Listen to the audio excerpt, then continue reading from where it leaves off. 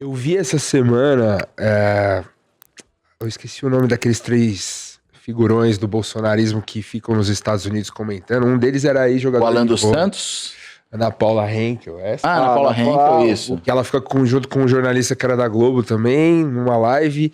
E eles lamentando, assim, parecia um clima de velório. Era o Rodrigo Constantino, não tava? Se eu não me engano, acho que sim. E um outro que era da Globo, assim. Era figurão. aquele que era, depois virou apresentador da Rede TV. Isso, esse mesmo. O Lacombe? O Lacombe. Lacombe. Os 3 numa live direto dos Estados Unidos, lamentando e dizendo. Lamentando o quê? Lamentando a questão da tarifa do Trump ao Brasil, que o Lula venceu essa disputa. O senhor concorda com isso? Peraí, eles estavam lamentando que o Lula tenha vencido a disputa. Sim, eles estão. Cara, eu olhei assim, eu achei inacreditável. Eu falei, mas não é possível. Os caras tristes que o Brasil não foi taxado, enfim, foi retirado as tarifas que o Trump impôs aqui, depois do filho do Bolsonaro ir pra lá tramar contra o próprio país, assim. E os caras falando, não, realmente ficou difícil, agora temos que assumir que foi uma vitória do presidente Lula. Um clima de velório, assim. Como que o senhor observa uma questão dessa? E o senhor concorda que foi uma vitória mesmo do Lula nessa questão? Eu acho que foi. Foi uma vitória do governo e, portanto, do Lula, evidentemente. Uma vitória do Estado também. Uma vitória da própria sociedade brasileira, do Brasil, porque, afinal de contas, não interessa ao país ficar sofrendo tarifas que impedem que você exporte para um parceiro comercial super importante, como são os Estados Unidos.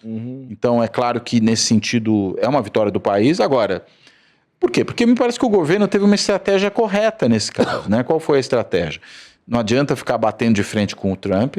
Isso é, aliás, o que às vezes ele quer, para criar o oba-oba em cima da história. Então, vamos falar o seguinte, queremos negociar, mas não aceitamos qualquer coisa.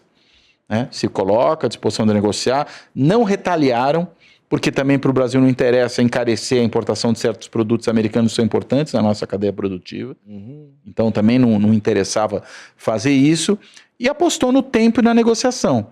Como vários desses produtos brasileiros são particularmente importantes também nas cadeias produtivas americanas, e alguns são bens de consumo final, que os caras precisam, café, carne, frutas, coisas desse tipo, isso começou a ter um impacto, inclusive, inflacionário nos Estados Unidos. E o Trump não é burro ao ponto de querer perder popularidade, porque o preço dos alimentos está crescendo. A gente sabe que a inflação de alimentos, em particular, as coisas que mais desgasta governo. Sem dúvida. Né? Então, digamos, o tempo estava do lado do governo brasileiro nesse caso. Né? E aí, consequentemente, jogou um pouco com o tempo, fez uma estratégia diplomática de baixo ruído, baixo conflito, e uma hora a coisa chegou. Então, acho que foi isso. Enquanto que o Trump, acho que ele próprio acreditou, e esses bolsonaristas que estão nos Estados Unidos e que apoiaram as ações do Eduardo Bolsonaro lá, também apostaram que daria certo, era o seguinte, o governo brasileiro vai ceder. E não cedeu. Segurou a onda, né? Durante um tempo, né? Claro que isso tem um custo durante um tempo, mas custo maior seria se você cedesse.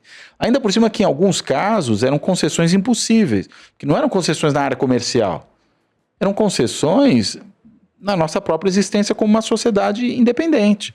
Quer dizer, você vai fazer o quê? O judiciário brasileiro vai dizer, olha, a gente obedece ao que o Trump manda e vamos voltar atrás, não vamos investigar quem tentou cometer um golpe, não vamos punir essas pessoas. Né? Então, acho que a resistência, até o New York Times soltou uma matéria recente sobre isso, né? Mostrando que o Brasil ganhou essa do Trump. Né? E acho que a matéria é muito interessante, até fui lá ler, e mostra claramente isso mesmo, que o Brasil realmente ganhou. Por quê? Porque soube jogar o jogo.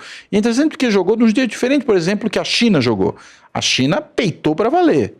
Mas a China tem uma outra inserção na economia internacional. Uma posição completamente diferente. Maior que o Brasil, bem maior. Muito maior. E é aí que eu queria falar sobre a China. Mas não é porque a estratégia deles é boa para eles que ela seria boa para nós. Claro, e vice-versa, né?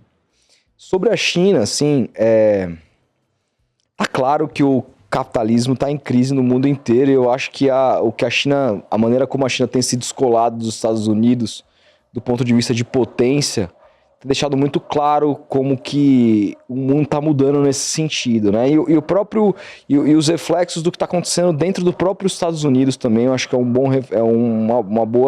bom argumento para a gente olhar para essa perspectiva.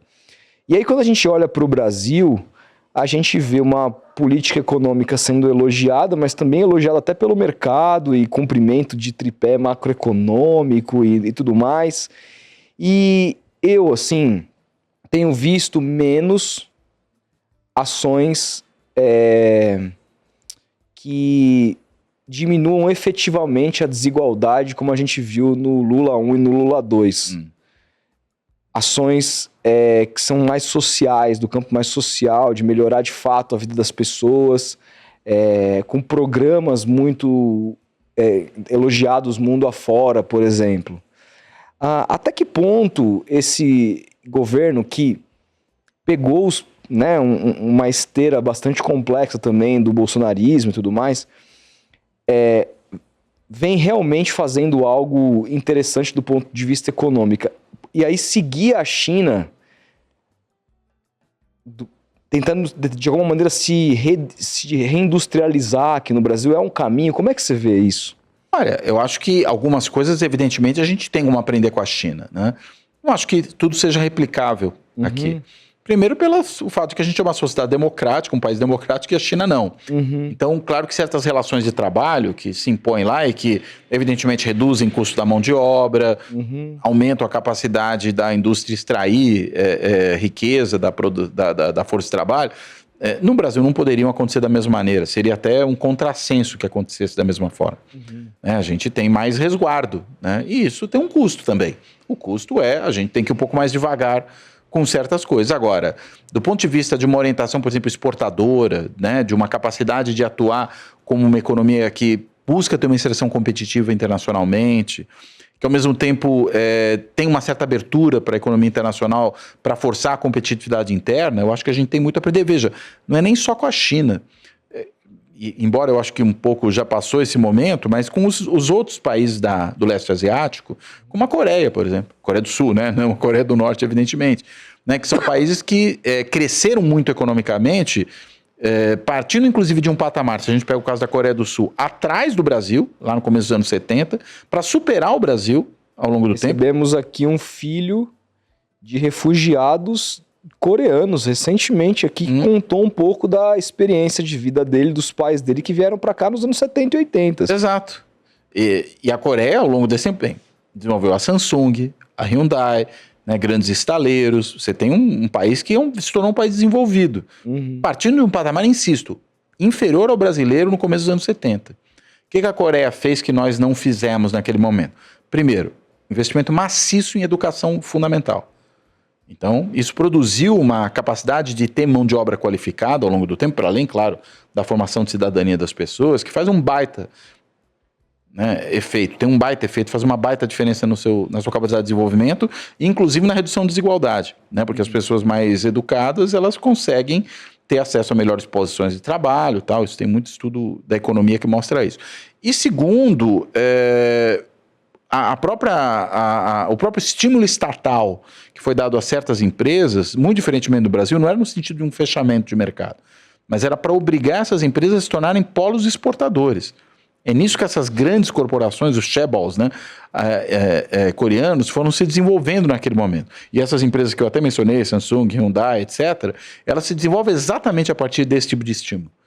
E aí, no que elas têm que ser competitivas internacionalmente, elas vão ter que desenvolver tecnologia, elas vão ter que otimizar a sua capacidade produtiva, e por aí vai. A gente preferiu fazer outra coisa, a gente fechou, então você tinha a lei do similar nacional, você não podia importar uma coisa que, no fim das contas, era produzida aqui dentro, mesmo que ela fosse inferior, você não forçava, mas ao mesmo tempo você não obrigava esse cara que produzia o similar nacional a exportar esse produto, ele só tinha o mercado interno, né, como obrigação e como interesse, então ele estava numa boa, não precisava desenvolver. Eu acho que a gente, na realidade, deixou passar esse momento.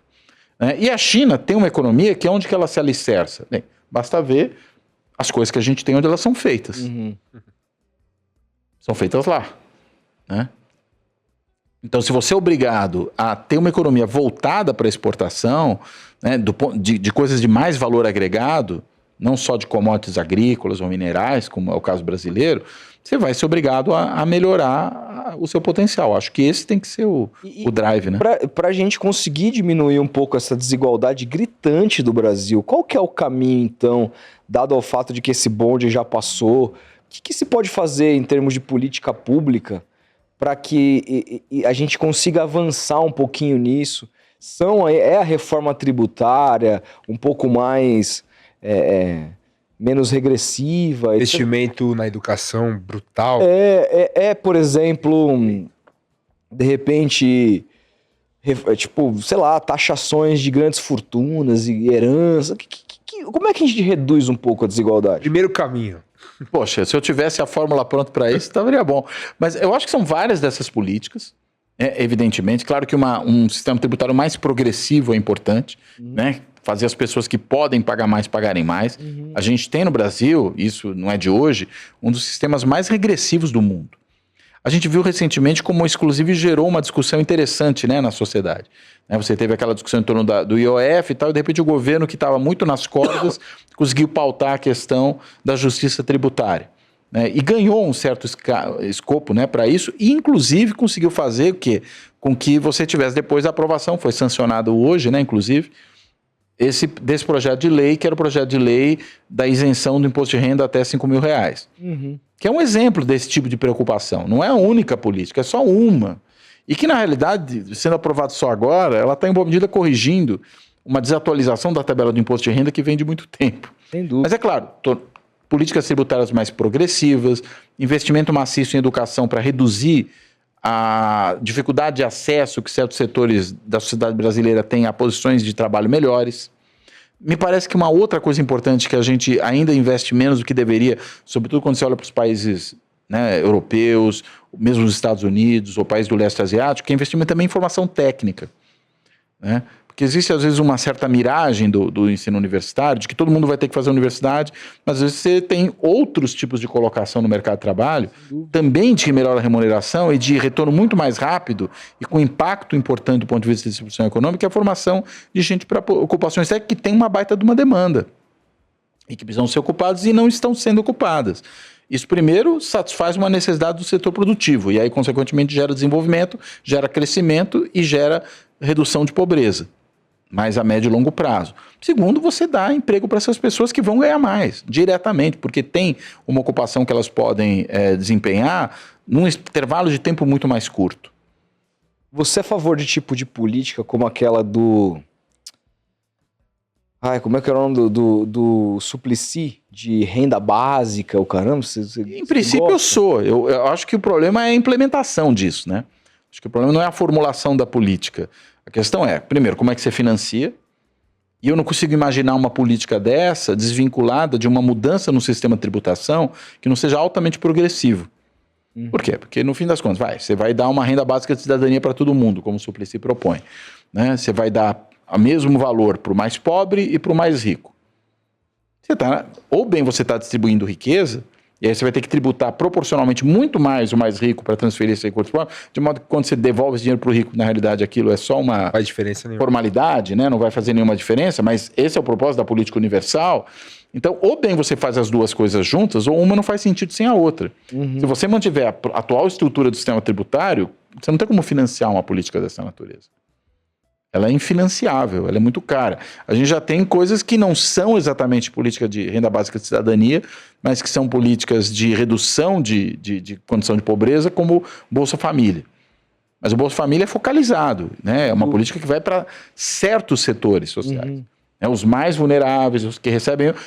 E é uma renda assim, suplementar. Ninguém vai resolver a sua vida com R$600 por mês. Tem gente que bate aquele discurso de eu conheço alguém da minha família que tem 5 começou a ganhar, abandonou o emprego. Tem 5 filhos pra ganhar a Bolsa Família e vive disso. Caramba, cara. Olha, o cara é bom. Difícil, hein? Se o cara consegue viver só com Bolsa Família, olha... Não, mas tem. É de uma capacidade de gerir recursos escassos que ninguém deve ter no mundo. Usa esse argumento pra bater no programa social. Não, isso não se sustenta. Exato. E acho que tem algumas coisas. Primeiro, se o indivíduo abre mão de aceitar um trabalho porque recebe Bolsa Família, eu só consigo imaginar isso fazendo algum sentido se o que estão oferecendo para essa pessoa receber pelo trabalho é muito pouco. Então me desculpa, o problema não é o Bolsa Família, o problema é o que estão oferecendo. O problema é a exploração, Oferece um salário 5 pau pro cara fazer um... Ele vai querer, ele vai querer o Bolsa Família e mais o negócio. 600 conto, tá suave. Tô aqui, pô, pelo amor de Deus. Pra você me dar o que eu ganho no Bolsa Família, eu fico em casa, né? Exato, pô. Pra que eu vou, né, ter uma jornada extenuante pra receber um negócio que simplesmente minha vida não vai melhorar por causa daquilo? Até porque, bem ou mal, as pessoas fazem conta, né? As pessoas fazem E as pessoas vão perceber que, na realidade, o que estão oferecendo para ela trabalhar nesse caso, simplesmente não vale a pena nem sair de casa. Só que é aquela história, se é o pobre que está fazendo essa conta, ele é um vagabundo sustentado por Bolsa Família. Se é o rico que faz essa conta, não, ele é um cara que sabe fazer conta. Me desculpa, mas ou bem o raciocínio vale para os dois ou não vale para ninguém.